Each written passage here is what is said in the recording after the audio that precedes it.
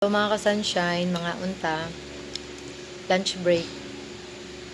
Akong ulam, sabaw nga, talbos kamote.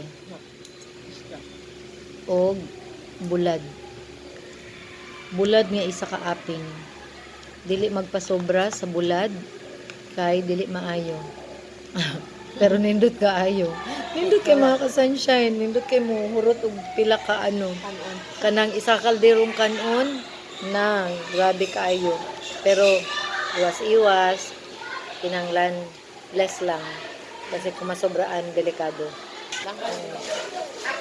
Mga ka-sunshine, retreat ron sa mga sa mga grade 6. Sabay mi nagkaon mga ka-sunshine teacher Jeanette. Pwede siya gusto magpakita sa sa video.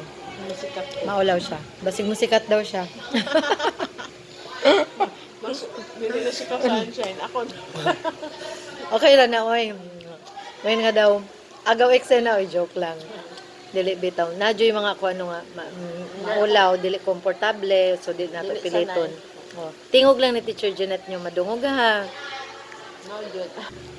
Nindot kayo paminahon mga ka-sunshine, no? Istorya-istorya sa taba. Ano ba?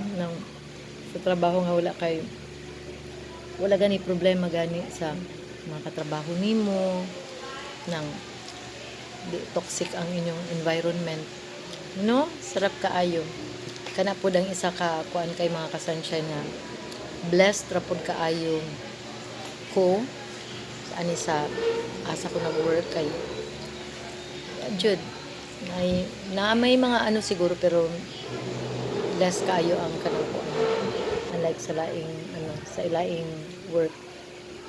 Pero depende na jud na sa tao pa sa imong pag-handle.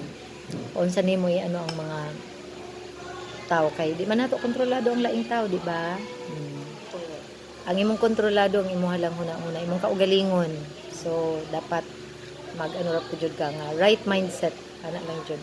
Kana lang mga ka-sunshine, thank you for watching my video till the end. Bye. God bless everyone.